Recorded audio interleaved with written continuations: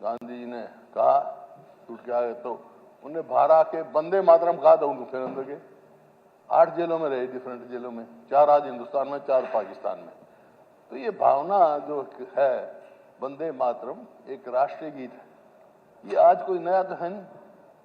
बहुत सारी लंबी चौड़ी डिस्कशन के बाद हर पार्टी के हर उसके संविधान सभा में सदस्य थे, श्यामा प्रसाद मुखर्जी भी थे और भी थे। डिस्कशन के बाद इसको राष्ट्रीय गीत अडॉप्ट किया गया, राष्ट्रीय गान जनगण लिया गया। तो मेरा एक ही सवाल है, आपसे भी सवाल है, सत्ता पक्ष से भी सवाल है कि भाई जो राष्ट्रीय गीत संविधान, आज हम क्यों कैसे किसके अंतर्गत यहां बैठे हैं? भारत के संविधान के अंतर्गत बैठे हैं ना। संविधान बनाया, संविधान किसने बनाया? संविधान सभा ने बनाया आजादी के बाद, और उस संविधान सभा ने राष्ट्रपति गीत ये अडॉप्ट किया यूनानिमस, कोई एक भी डाइसेंटिक नहीं था वहां, चाहे वो श्यामा प्रसाद जी हो चाहे कोई, किसी ने नहीं उसको किया। तो आज क्या सवाल है इस बात का? तो मेरा आपसे ये आग्रह है, जो हमारे बुजुर्गों ने इतनी कुर्बानियों के बाद, इतनी डिस्कशन के बाद, जिसमें सारे स्वतंत्रता सेनानी थे उस समय संविधान सभा में, जो ये अडॉप्ट किया है राष्ट्रगीत, उसका मान रखो, उसको कंट्रोवर्सी मत बनाओ, उसमें कोई ना तो डिस्कशन होनी चाहिए मेरे विचार से, तो ना कोई कंट्रोवर्सी। या आप बता दो जो संविधान सभा ने अडॉप्ट कर दिया हो राष्ट्रगीत, उसको आप बदल सकते हो एक लाइन भी? आपकी है इस असेंबली की पावर, बदल सकती है? कोई नहीं बदल सकती भाई। जो नहीं तो आज लाने की क्या जरूरत थी? औचित्य क्या है? किस कोई विरोध कर रहा है इसका? कोई कोई कोई इसके विरोध में तो है नहीं। वंदे मातरम में सब है। जब भी कोई अपनी अधिवेशन, कोई मीटिंग करो अपनी, तो उसमें ये राष्ट्रगीत जरूर गाएं। हम तो गाते हैं, हम तो गाते हैं, हम तो गाते हैं। आपको शायद, आप अभी वहां चले गए जब कांग्रेस में, जब पता होगा आपको, गाते थे। अब वहां बदल गई तो बात मैं कह नहीं सकता, ये तो गाते ही हैं। वंदे मातरम मैं कहता हूं, मैं 1917 की दिखा रहा हूं आपको, ना 21 की, 1921 की दिखा रहा हूं। ये रही, उस टाइम में लिख रखा, नीचे लिख रखा है वंदे मातरम से एंड हुआ। तो ये आज की थोड़ा ही है, ये राष्ट्रगीत है, ये सबके लिए सम्मानित है। और जो राष्ट्रगीत में आस्था रखेगा वो देशभक्त नहीं हो सकता, देश के बारे में नहीं सोच सकता। और ये राष्ट्रगीत कब बना? ये संविधान सभा ने अडॉप्ट कर दिया पूरे राष्ट्र आजाद होने के बाद। आज के हिंदुस्तान का राष्ट्रगीत ये संविधान सभा का अडॉप्ट किया होता है यूनानिमसली, उसको कोई तब्दील नहीं कर सकता है। तो क्या औचित्य क्या है? डिस्कशन की बात ही नहीं। मैं कहता हूं इसमें तो कोई चर्चा ही नहीं होनी चाहिए, सबके लिए वंदे मातरम है। वंदे मातरम का तो मायने बहुत कुछ है, बहुत साथियों ने कहा, लेकिन ये वंदे मातरम माँ का उससे वो है, धरती माता से, जिसको सब बराबर हैं। एक माता होगी, उसके कितने बेटे होंगे, उसको सारे बराबर होंगे, बड़ा भी छोटा भी, सब हिंदू मुसलमान सब बराबर होंगे। तो ये तो वंदे मातरम वो चीज है, तो क्यों इसको कंट्रोवर्सी में डाल रहे हो भाई? इसकी तो चर्चा ही नहीं। मेरा आपसे नर्म निवेदन है, आपसे भी मेरा ये है, इसकी चर्चा में कोई वो नहीं है। और इसको जो संविधान सभा ने जो अडॉप्ट किया है वही हमारा राष्ट्रगीत है, वही रहेगा और वही रहना चाहिए, इसमें कोई तब्दीली नहीं हो सकती। माननीय मुख्यमंत्री जी। थैंक यू, धन्यवाद आदरणीय अध्यक्ष महोदय, माननीय सभी सदस्यगण। हम सब के लिए ये बहुत ही आज गर्व की बात है कि वंदे मातरम पर ये महान सदन आज 150 वर्ष पूरे होने पर चर्चा कर रहा है। माननीय अध्यक्ष जी, मैं बधाई देना चाहूँगा सभी माननीय सदस्यों को जिन्होंने इस चर्चा में भाग लिया। वंदे मातरम की चर्चा का प्रस्ताव हमारे बहुत ही वरिष्ठ इस महान सदन के सदस्य घनश्याम दास अरोड़ा जी ने प्रस्ताव रखा और इस पर चर्चा में भाग लेते हुए आदित्य सुरजेवाला जी, हमारे बीबी बत्रा जी, योगेंद्र राणा जी और हमारे ऑपोजिशन के नेता चौधरी भूपेंद्र सिंह हुड्डा जी, सभी ने भाग लिया और इस पे चर्चा की है। माननीय अध्यक्ष जी, मैं आपका और सदन के सभी माननीय सदस्यों का हृदय से आभार भी व्यक्त करता हूं कि हमने वंदे मातरम पर एक सामूहिक चर्चा का रास्ता चुना है। जैसा मैंने बताया भी है कि वंदे मातरम के 150 वर्ष पूरे हुए हैं। ये हम सब के लिए गर्व की बात है। माननीय अध्यक्ष जी, वंदे मातरम एक ऐसा मंत्र है जिसके जयघोष ने देश के आजादी के आंदोलन में एक नई ऊर्जा दी है। माननीय अध्यक्ष जी, नई प्रेरणा दी है।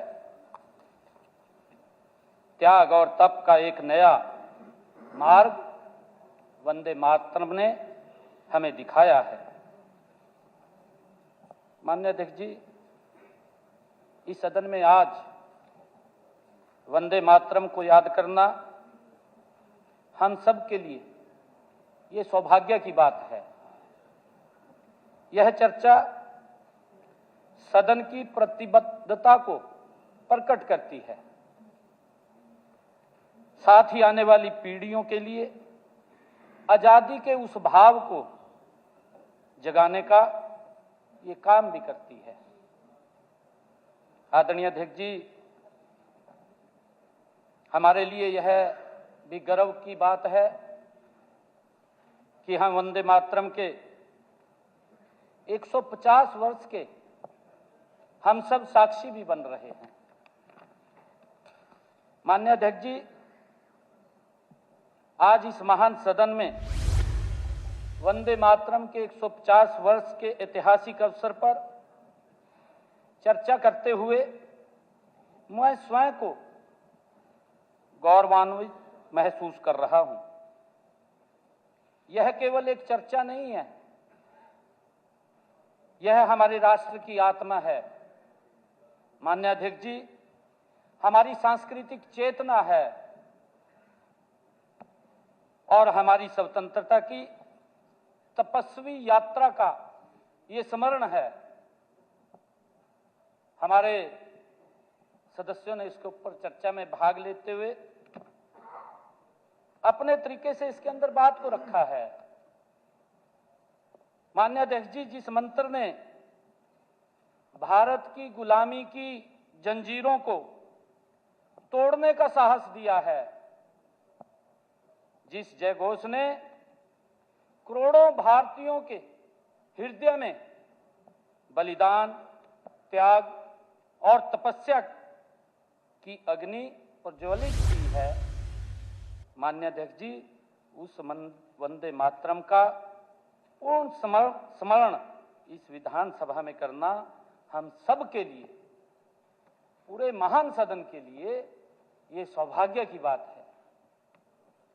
माननीय अध्यक्ष जी, वंदे मातरम के 150 वर्ष केवल समय की गणना नहीं है।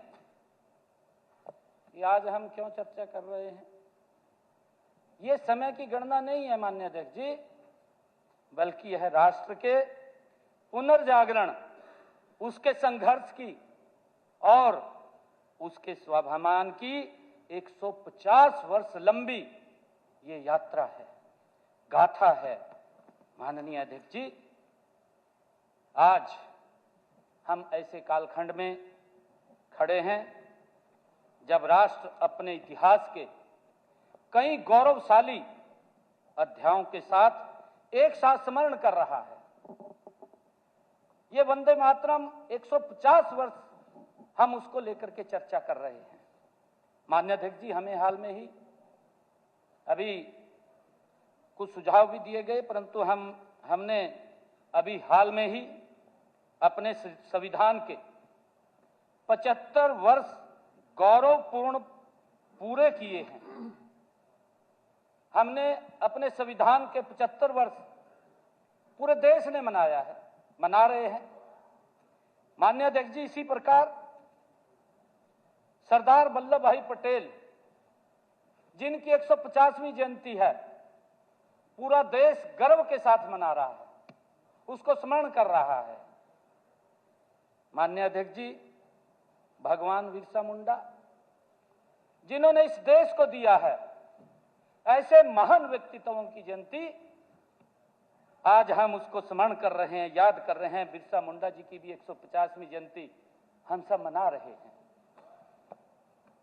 और अभी अभी कल ही पूरे महान सदन ने उसको याद भी किया है। 1 महीने तक हमने लगातार गुरु तेग बहादुर जी के 350वें शहीदी दिवस को हमने मनाया है। ये हमारे महापुरुष हैं। आदरणीय अध्यक्ष जी, उनको श्रद्धापूर्वक हमने नमन किया है मिलकर के। और इसी इन सब स्मृतियों के बीच हम सब के लिए वंदे मातरम के 150 वर्ष हमें यह याद दिलाते हैं कि भारत की आत्मा केवल राजनीतिक स्वतंत्रता नहीं है माननीय अध्यक्ष जी, बल्कि सांस्कृतिक स्वाभिमान से भी ये बनी हुई है। माननीय अध्यक्ष जी, यह चर्चा हमारी आने वाली पीढ़ियों के लिए एक प्रेरक धरोहर बन सकती है यदि हम इसे पूरे मन, पूरे विवेक और पूरे राष्ट्र भाव के साथ इसको आगे बढ़ाएं। माननीय अध्यक्ष जी, बंकिम चंद्र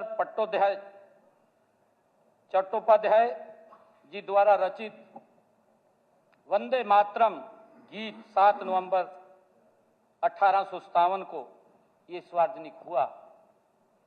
माननीय अध्यक्ष जी, इसके बाद वंदे मातरम राष्ट्रभक्ति, त्याग, राष्ट्रीय चेतना का ये प्रतीक बन गया, जिसने हमारी आजादी के आंदोलन का रास्ता माननीय अध्यक्ष जी प्रशस्त किया है। माननीय अध्यक्ष जी, हम सब जानते हैं 1907 में कलकत्ता में वंदे मातरम का अंग्रेजी अखबार शुरू हुआ, जिसके संपादक महर्षि अरविंद थे। माननीय अध्यक्ष जी, उस समय ब्रिटिश सरकार ने उसे सबसे खतरनाक राष्ट्रवादी पत्र माना और अरविंद पर राजद्रोह का मुकदमा वो अंग्रेजों ने दर्ज कर दिया और उन पर मुकदमा चलाते हुए उन्हें सजा भी दे दी गई। माननीय अध्यक्ष जी, 1896 में गुरुवर टैगोर ने पहली बार कांग्रेस के अधिवेशन में वंदे मातरम को सार्वजनिक रूप से गाया। माननीय अध्यक्ष जी, वर्ष 1905 में वाराणसी अधिवेशन में महान कवित्री सरला देवी चौधरानी ने पूर्ण वंदे मातरम ये गाना गाया। माननीय अध्यक्ष जी, गुलामी के कालखंड के दौरान वर्ष 1936 के बर्लिन ओलंपिक में हमारी हॉकी टीम ने स्वर्ण पदक जीता, तब भी भावपूर्ण तरीके से वंदे मातरम का गान वहां पर हुआ। माननीय अध्यक्ष जी, 15 अगस्त 1947 को जब देश आजाद हुआ, तब सुबह 6:30 बजे सरदार वल्लभ भाई पटेल जी के आग्रह पर पंडित ओंकार नाथ ठाकुर जी ने आकाशवाणी से अपने मधुर स्वर में वंदे मातरम का गान देश को भावुक कर दिया। उन्होंने अपने मुखारबिंद से इसको गाया।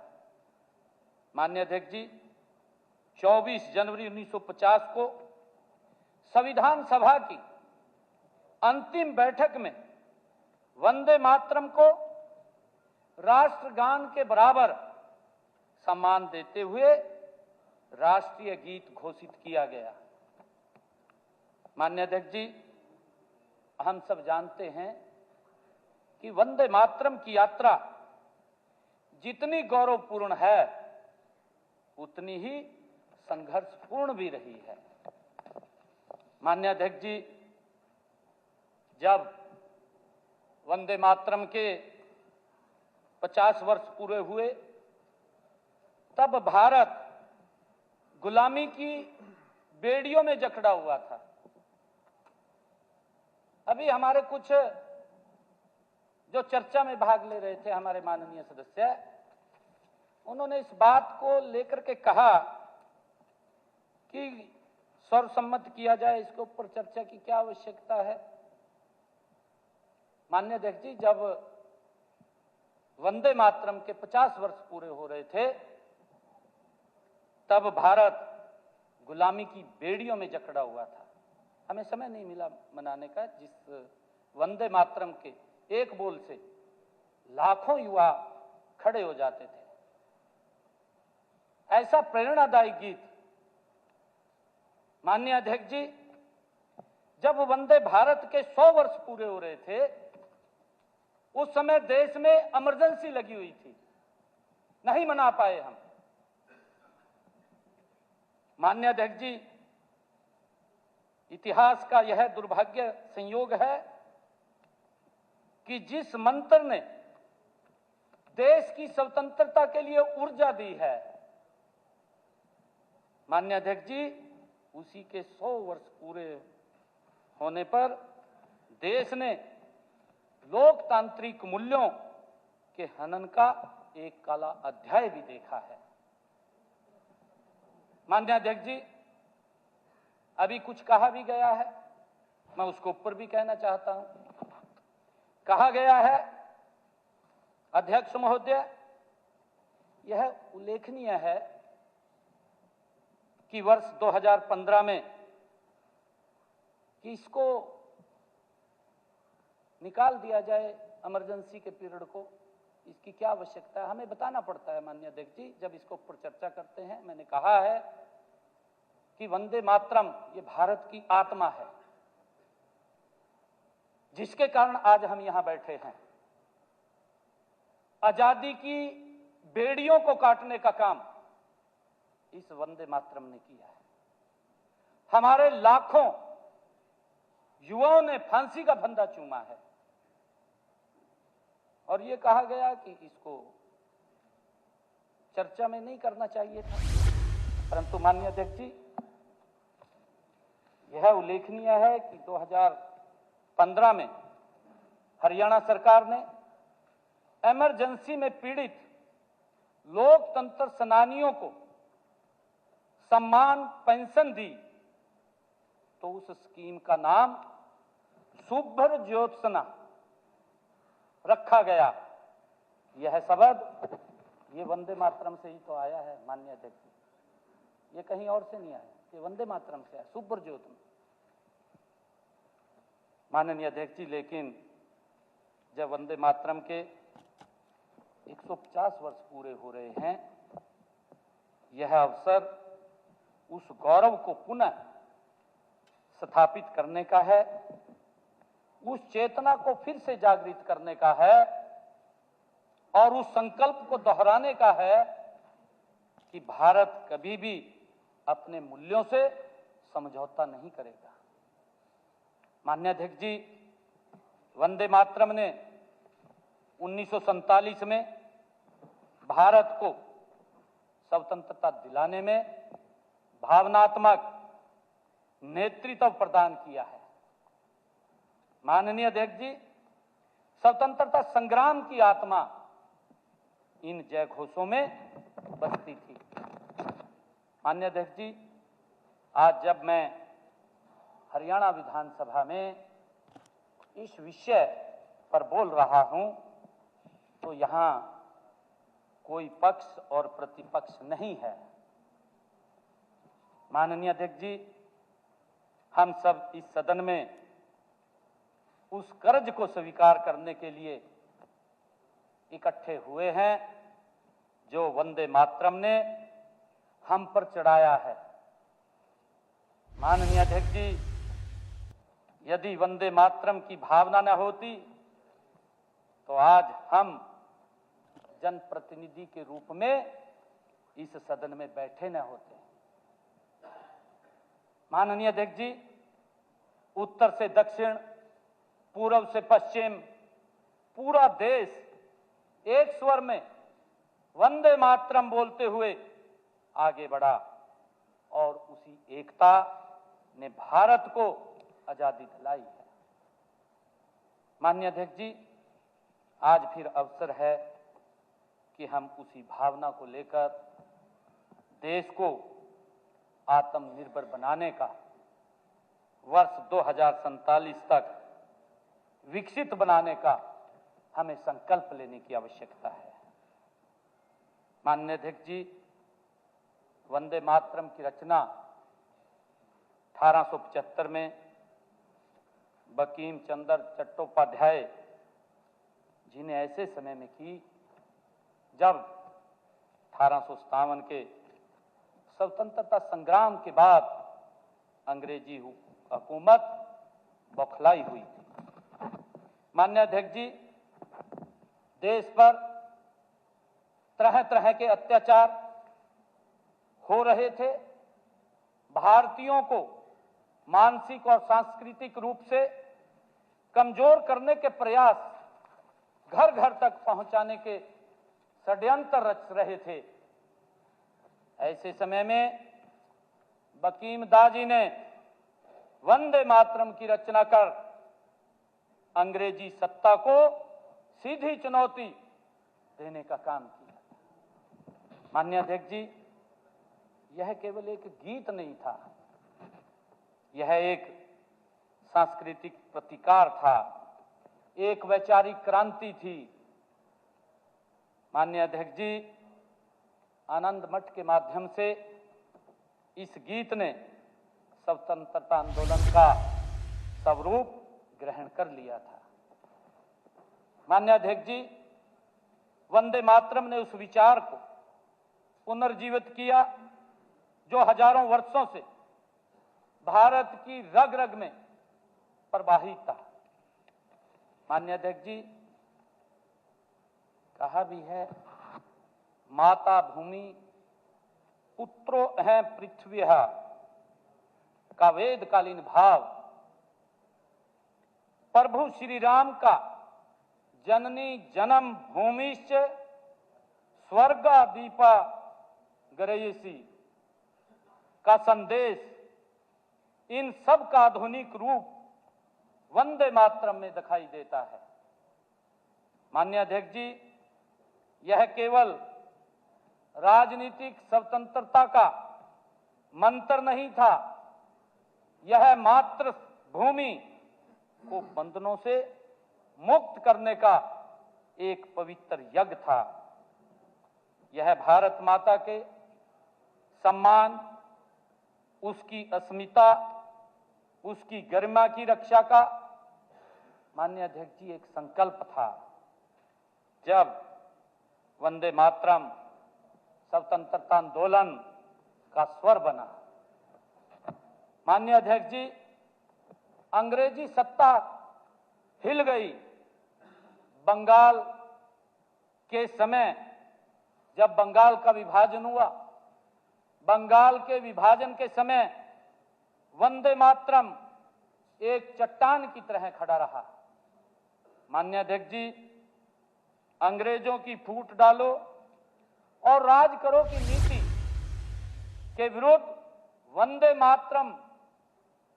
मातरम एकता का मंत्र, माननीय अध्यक्ष जी, वो हर देशवासी के मन में बन गया। माननीय अध्यक्ष जी, स्वदेशी आंदोलन के दौरान यह गीत गली गली में गूंजा।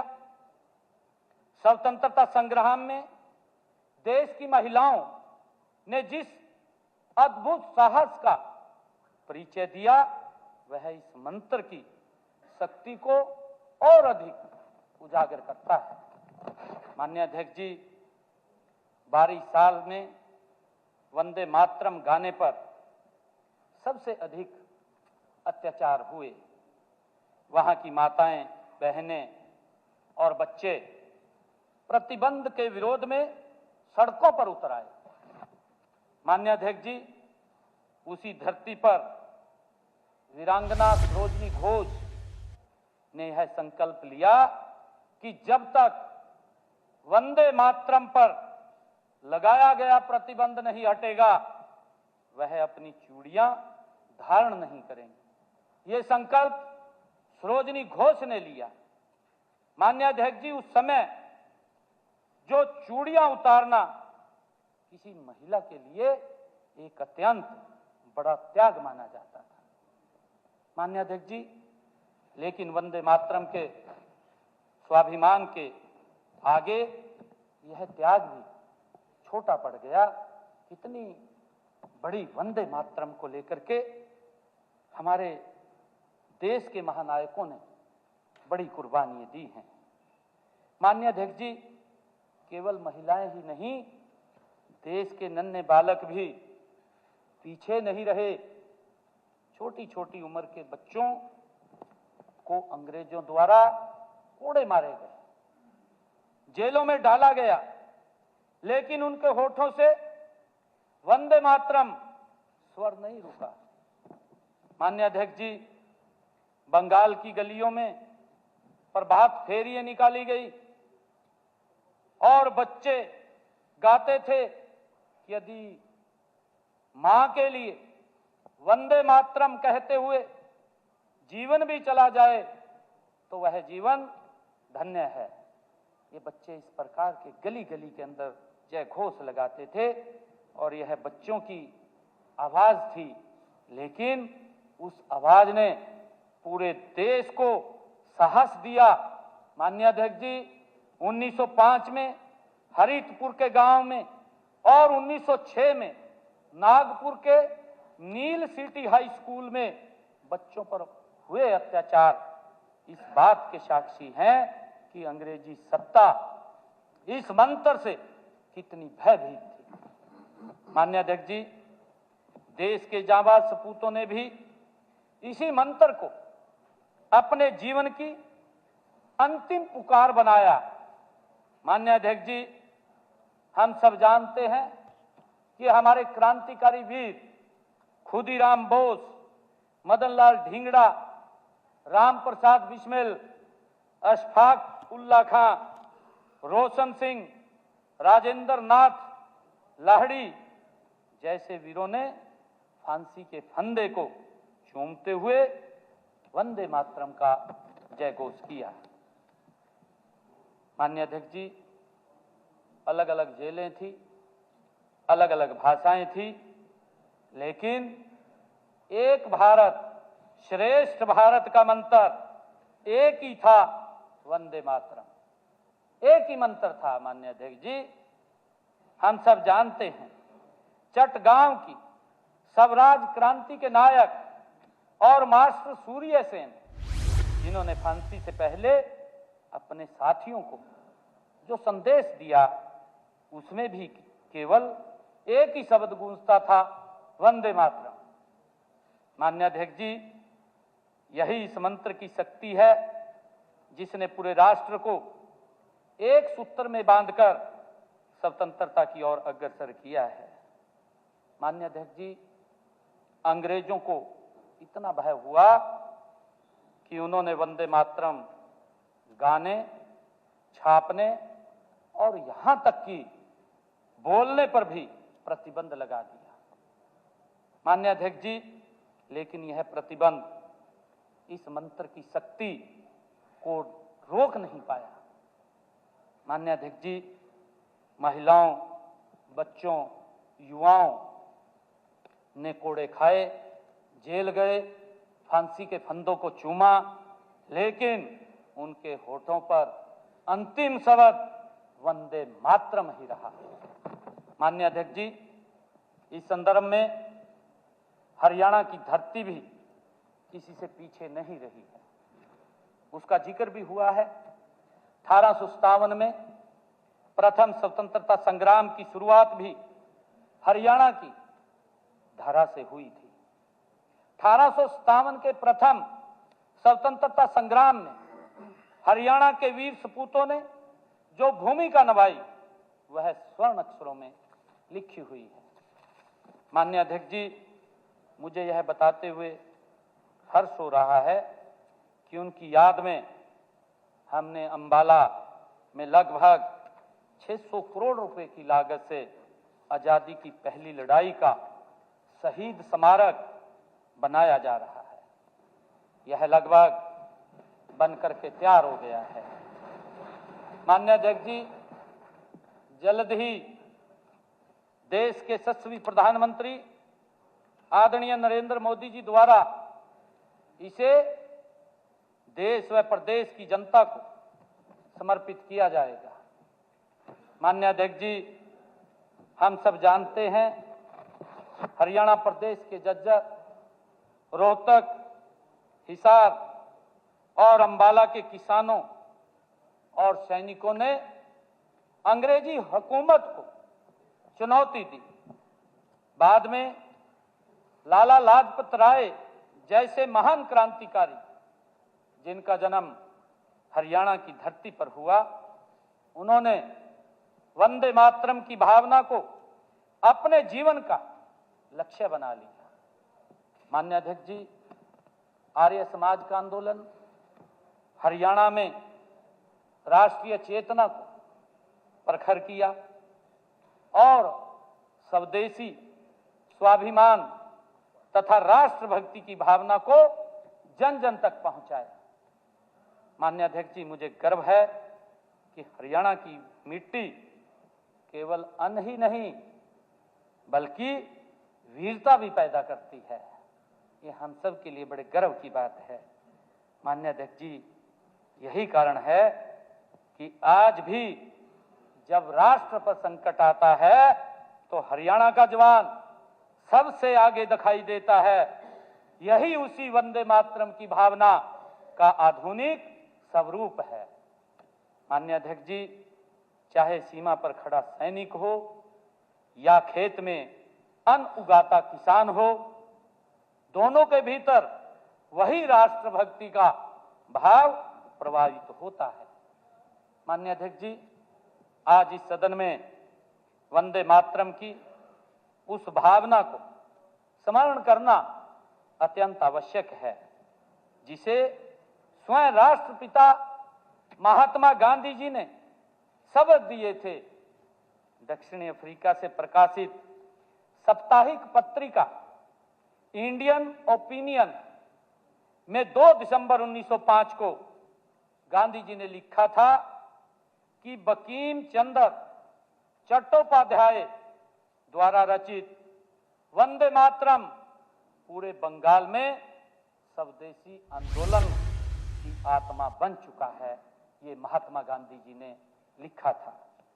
माननीय अध्यक्ष जी, उन्होंने वर्णन किया कि किस प्रकार विशाल सभाओं में लाखों लोग एक स्वर में गीत को गाते थे। गांधी जी ने यह भी स्पष्ट किया था, माननीय अध्यक्ष जी, कि वंदे मातरम इतना लोकप्रिय हो गया है मानो वह हमारा राष्ट्रीय गान बन गया हो। ये महात्मा गांधी जी ने कहा। उन्होंने इसकी भावनाओं को महान, मधुर और विशुद्ध रूप से देशभक्ति से प्रेरित बताया। माननीय अध्यक्ष जी, जो भारत को मां के रूप में देखता है और उसकी वंदना करता है, जिस वंदे मातरम को 1905 में महात्मा गांधी जी की राष्ट्रीय आत्मा की अभिव्यक्ति मानते थे, उसकी शक्ति देश के कोने कोने में महसूस की जाती थी। माननीय अध्यक्ष जी, जो भी भारत के लिए जीता है, जागता था, उसके हृदय में वंदे मातरम गूंजता था। माननीय अध्यक्ष जी, प्रश्न उठता है कि इतनी पवित्र और महान भावना के साथ पिछली सदी में अन्याय क्यों हुआ है। आज हम वंदे मातरम के 150 वर्ष मना रहे हैं। 150 वर्ष पूरे हुए। ये 150 वर्ष के ऊपर पूरे देश भर में, हमारे हरियाणा के अंदर भी कार्यक्रम चल रहे हैं। माननीय अध्यक्ष जी, वंदे मातरम को विवादों में क्यों घसीटा गया है? माननीय अध्यक्ष जी, यह एक ऐसी राजनीति थी जो स्वयं बापू की भावनाओं पर भारी पड़ गई। माननीय अध्यक्ष जी, आज जब हम वंदे मातरम के 150 वर्ष मना रहे हैं, तो यह हमारा दायित्व भी है कि नई पीढ़ी को उन परिस्थितियों से भी हम अवगत कराएं। माननीय अध्यक्ष जी, उस दौर में मुस्लिम लीग द्वारा वंदे मातरम के विरोध की राजनीति तेज की गई। माननीय अध्यक्ष जी, 1937 में जिन्ना द्वारा विरोध के स्वर उठाए गए। माननीय अध्यक्ष जी, फिर कांग्रेस के उस समय के तत्कालीन अध्यक्ष पंडित जवाहरलाल नेहरू जी को अपनी जो कुर्सी डोलती हुई नजर आई, उन्होंने देखिए, मैं वही कह रहा हूं जी, मैं यही बात कह रहा हूं जी, मैं यही बात कह रहा हूं जी। सच्चाई पता होनी चाहिए। मैं इसके ऊपर आगे तो सुन लीजिए, आगे सुन लीजिए। नहीं देखिए, नहीं आप नहीं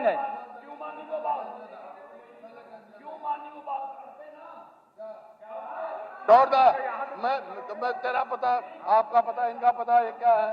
आज ये अड़ने वाले हो गए। अध्यक्ष महोदय, ये राष्ट्रगीत है मेरा। मैं एक ऐसे परिवार से हूँ, मैं उसको कंट्रोवर्सी में नहीं डालना चाहता। बहुत तकलीफ से मैं कह रहा हूँ, ऐसा मत करो। ऐसा राष्ट्रगीति का अपमान मत करो। माननीय अध्यक्ष जी, मत करो। आप जारी रखिए। उन्होंने मुस्लिम लीग, मैं बता रहा हूं माननीय अध्यक्ष जी, उन्होंने मुस्लिम लीग के आधारहीन बयानों का जवाब देना चाहिए था। उन्होंने जो मुस्लिम लीग ने आधारहीन जो बयानबाजी की है, उसका जवाब देना चाहिए था। माननीय अध्यक्ष जी, मैं ये बात कह रहा हूं। माननीय अध्यक्ष जी, मुख्यमंत्री जी आप आगे बढ़िए। माननीय अध्यक्ष जी, राष्ट्रहित में सशक्त व स्पष्ट, राष्ट्रहित में